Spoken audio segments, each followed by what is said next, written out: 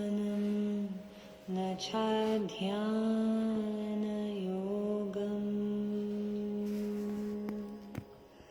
न जानामि तन्त्रं न च स्तोत्रमन्त्रम् न जानामि पूजं न च न्यासयोगम्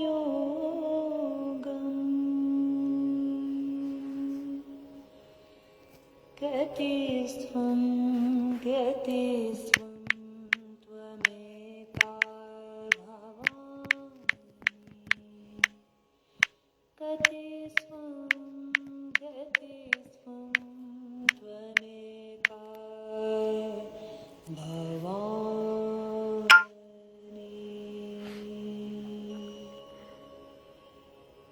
न जानामि पुण्यं न जानामि तीर्थम् न जानामि मुक्तिं लयं वा कदाचित् न जानामि भक्तिं वृतं वापि माता गतिस्त्वं गतिस्त्वं त्वमेका भवानि गतिस्त्वं गतिस्त्वं त्वमेका भवानि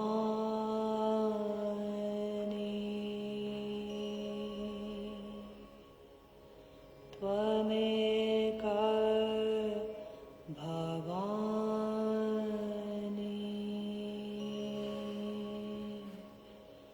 त्वमेका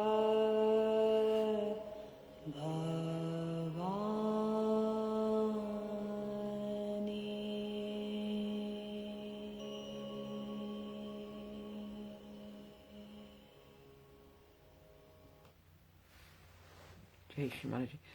Finally, good morning everyone. For Kirsty and I, this is a bit like Groundhog Day, but let's tie up our kundalinis, namaskar collectively, tie up our kundalinis and put ourselves into Bandhan.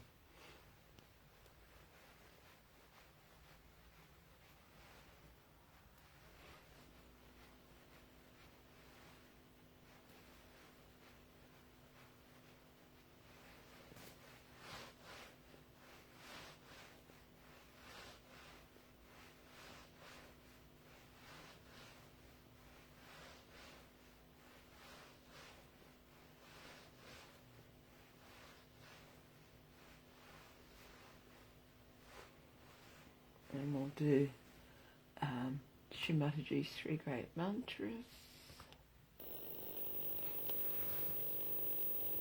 You go first.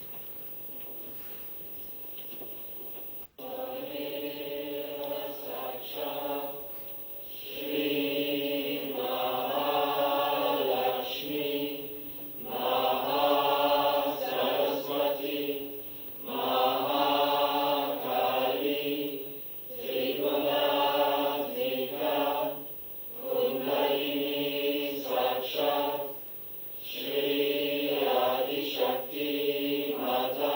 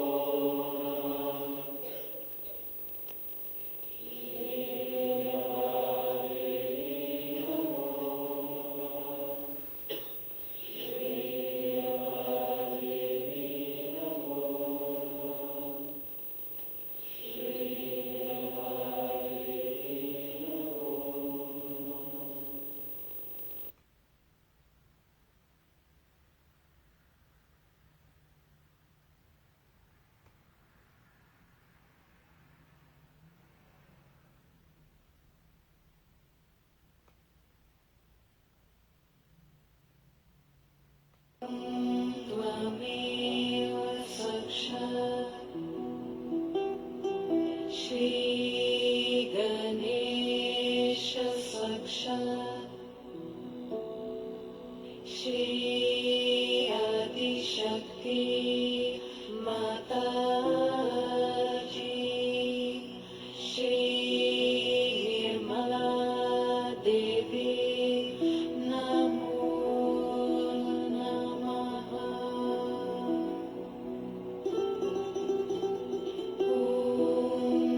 Tvameva Sakshat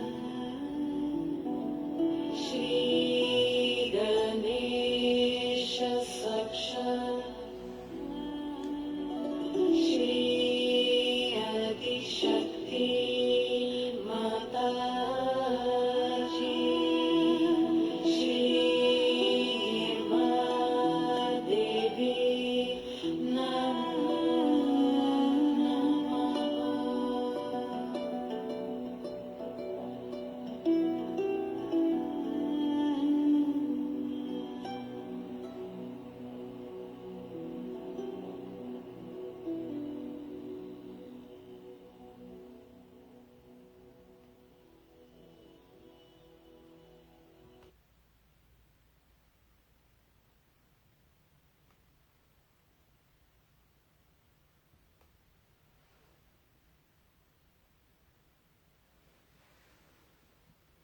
Just take a few moments,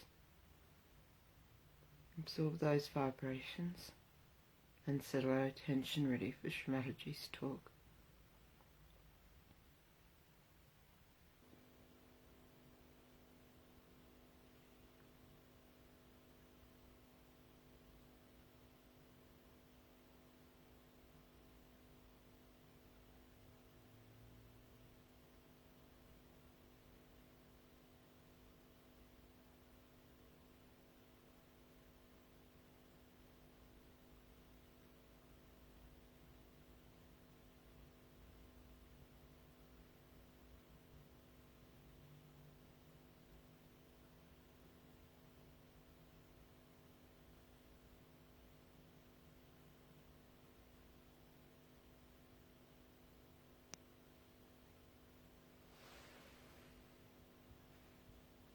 The talk we're going to listen to this morning is called At Sahaja You Become a Global Personality, and it was Kabbalah 1998.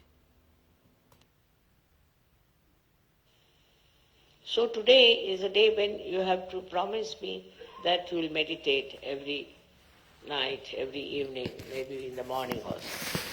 Wherever it is possible, if you can go into meditative mood, you are in contact with this divine power. Then whatever is good for you, whatever good for your society, for your country, all is done by this divine power. You don't have to overpower the divine power. You don't have to order, you don't have to ask. Just if you meditate, you are one with this all-pervading power, which is another great blessings to us. Unless and until your Sahasrara is open, all the blessings of the divine power cannot come to you. Cannot. Maybe you might get some money, you might get some jobs, you might get this and that. But your own development is only possible when you meditate and your Sahasrara is completely open and open to truth. Now the truth is that this divine power is compassion, is love. This is the truth. They say God is love, God is truth. So the equation has to be made that truth is love and love is truth. But it's not a truth that as you have for your own children, you have for your family. Attached love is not truth. If you are attached to somebody, then you never see the bad points of that person. If you are angry with somebody, then you can never see the good points of that person. But it's a complete detached love. And that love is extremely powerful. Because whenever you project that love to anyone, you will be surprised. The problems of that person will be solved, his personality will improve, everything will work out in a very big way, and his life will be changed. But if you are attached to anything whatsoever, that attachment itself causes problems and doesn't allow Sahaja to grow. This attachment could be any kind. For example, you can be attached to your country, attached to your society, attached to your family. It can be of any kind. But when Sahasrara is open, you learn one thing is detachment. It just happens that you get detached. Though, you are not running away. As it is in Sahaja Yoga, we don't believe in people who run away from society and go to Himalayas, or that I call up as escapism. That is not the point. What happens is that you are there. You see everyone, you watch everyone, you know everyone, you are close to everyone, but you are a detached person. It's a state of mind that you achieve when Sahasrara is open. Then that state you are dealing with people, you are dealing with problems, you are dealing with situations, but you are not involved in it. There's no involvement. And that involvement which you had before can never give a complete insight what is happening, what is the truth is about any situation. So this detachment helps. The greatest thing of the detachment is that you are not affected. No use saying that, oh, you are not affected, mother, so how can you feel for another person? How can you have compassion for another person? Because if you feel for another person, then only you can solve the problem. But this feeling that you have is again a kind of an attachment. It is not a real feeling, because it doesn't help. The person is crying, you are also crying. The person is troubled, you are also in trouble. And this does not help that person, nor will it help you. So to have detached in no way means you do not feel the another person. You do feel. You feel the agony of that person, the trouble of that person, of the whole society sometimes, and of the whole country. But that your feeling is so detached that the all-pervading power takes over. First, we must have full faith in the capability of this all-pervading power. As soon as you are detached, you say, you do it. Finished. Once you say that, you are going to do it, it's you who is going to do it, whole thing changes completely, because you transfer all your responsibilities, all your problems to this divine power, which is so powerful, which is so capable, which can work out anything. So whenever you think that this problem you are going to solve, you are the one who is going to do it, then all right, the divine power says, all right, try your luck. But if you can really put this problem to the divine power, it will work out. We have all kinds of problems in Sahaja Yoga, especially when we find that people are not so much attracted to Sahaja Yoga. They are few in number, then you feel very bad about it. But have you tried to meditate on this point, and have you tried to put this problem to the divine power? Why should we worry when we have divine power available through our Sahasrara? Why should we worry? Why should we think about it? Just leave it to the divine power. If that is possible, if that you can achieve, it is very difficult for human beings, because they live with their ego, they live their conditionings.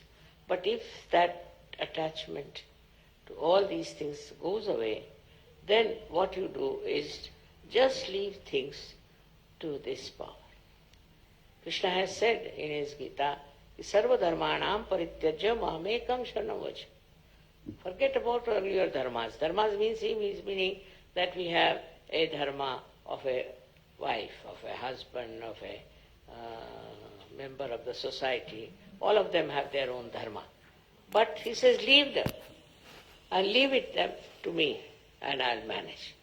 This is it we have to learn, is to say that it's this divine power which will solve our problems. As human beings, it's a very difficult state. And this state only can be achieved through meditation. But I'm not saying that you go on meditating for hours together, not necessary. But with full faith in yourself and in the divine power. If you work it out, I'm sure it's not difficult to rise to that state of consciousness. That is what we have to achieve. It's possible for men as well as for women. They don't have to think, how can we, mother, do it after all? See, all such people are no good for Sahaja. Those who have diffidence about themselves cannot do anything. But those who are surrendered and those who think they can do it can manage all this transfer of their power to the divine power. Just put it on the divine power. Now supposing I have a car which can drive me down. So if I have a car, then I don't put bullocks on it, that I don't push my car. I just sit inside and use it. In the same way, if you have this great power around you, if your sahasrara is absolutely, completely submerged in it, then you will be amazed how things work out for yourself. I will give you an example of Sahaja. He is no more now. He was a fisherman, ordinary fisherman, but also he was educated, so he was working in a bank. This one was going one day to do some Sahaja work, and he had to go by boat. So when he came out, he saw the whole place was clouded and it was about to burst out into a big havoc. So he got very much perturbed about it, that what is this? Immediately his sahasrara was so open and good. Immediately he said, now I leave it to this divine power to stop all these things happening. I don't want it to rain and to have any problem till I come back home and go off to sleep. And it was surprising. People told me that, Mother, the clouds and everything were there all throughout, but it did not rain, did not do anything, and there was no chaos of any kind. He went to another island where he had to go, he did Sahaja and came back. And then when he went to sleep, then only everything started pouring down. So nature, everything, every leaf, every flower, everything is worked out through the divine power. So we should not have our ego that we can do something ourselves, we can manage ourselves. Once you have that kind of a thing, you are not yet that much developed, you are not that much grown up in Sahaja. But to grow up in Sahaja should not be difficult for you, because you have guidelines. Those people who got their realization, very few of them, like Sufis, and we had some saints in India, all of them, how much they must have struggled. Nobody to guide them, nobody to help them, nobody to tell them about what they can achieve. And despite that, they were very satisfied people, very happy people, and they worked it out so well. They saw the whole world with another angle, as you can also see. But they were not upset, and they had such self-confidence. They had such knowledge of their own that they achieved through their meditative process. And the way they have written books, some of them are so great. It's very surprisingly how they have achieved these great verses, such full of knowledge. or cannot understand that they had no guidance. Nobody was to tell them. But one thing with them was that they always tried to look after their sastra. Now one thing is there obstructing sastra is the movement of your agya into thoughts. That's the only thing. That's the only thing that stops your entry into Sahaja. Thoughts are coming all the time. Because a human being is born who reacts to everything. React to this and react to that, and the thoughts come in and thoughts go. There's a big crowd of thoughts. Because of that, your attention cannot cross over agya and can reside in the sastra. So first of all, one should see what sort of thoughts are coming. You have to condemn yourself sometimes. You have to say, what nonsense, what have I been doing? What's the matter with me? How could I do all that?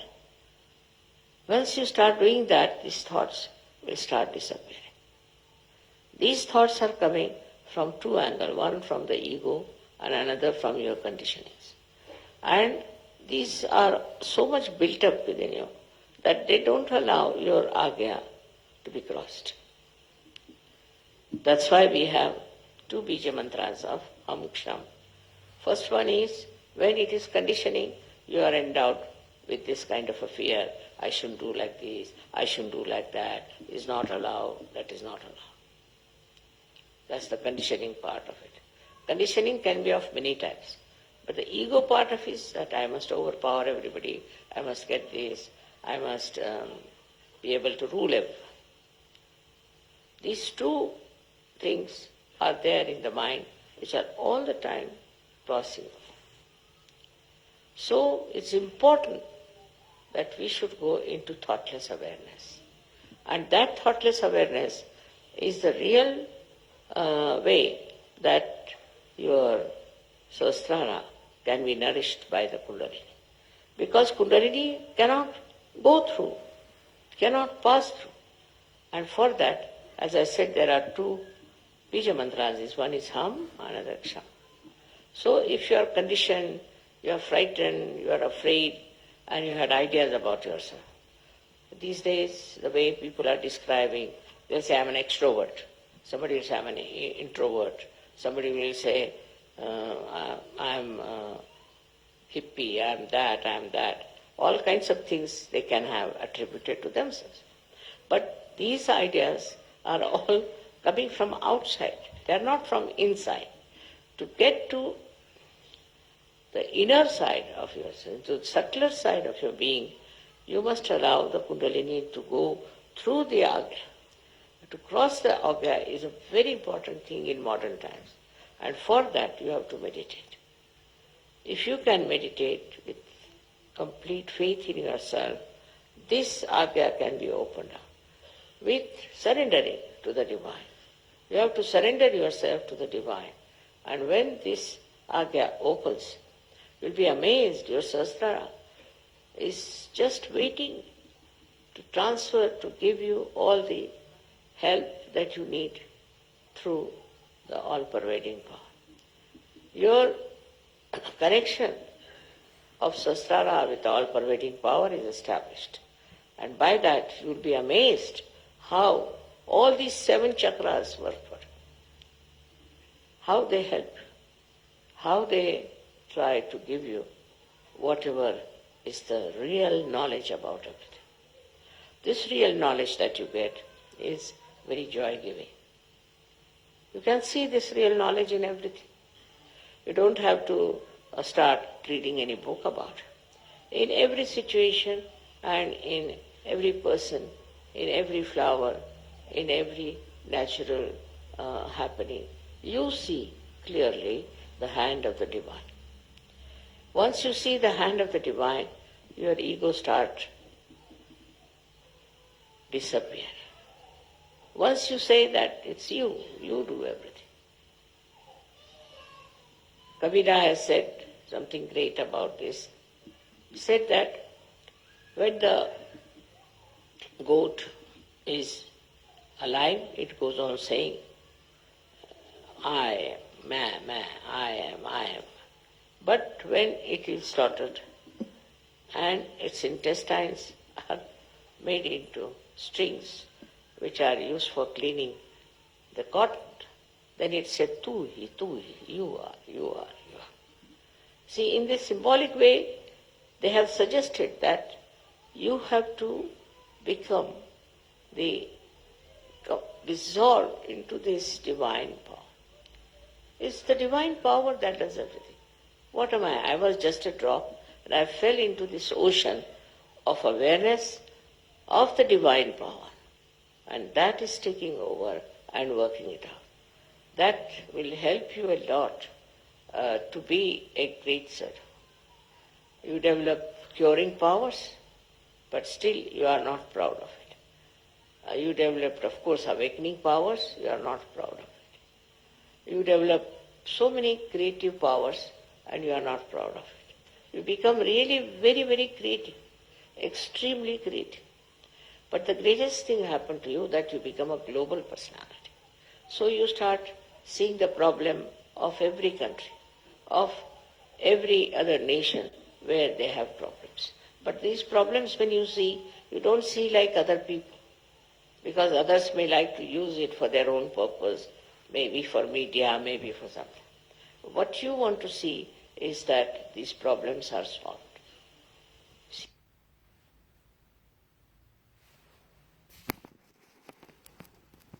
And let's collectively meditate together.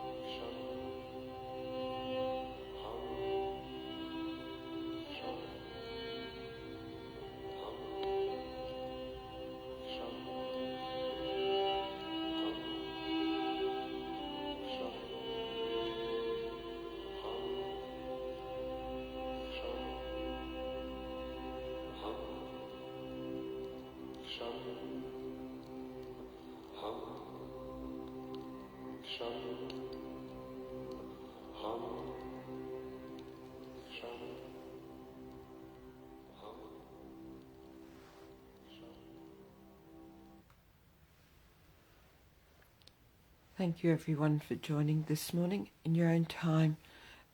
When you're ready, tie up your kundalini, put yourself into bandhan, namaskar, and have a really wonderful day. Jai Shri Mataji.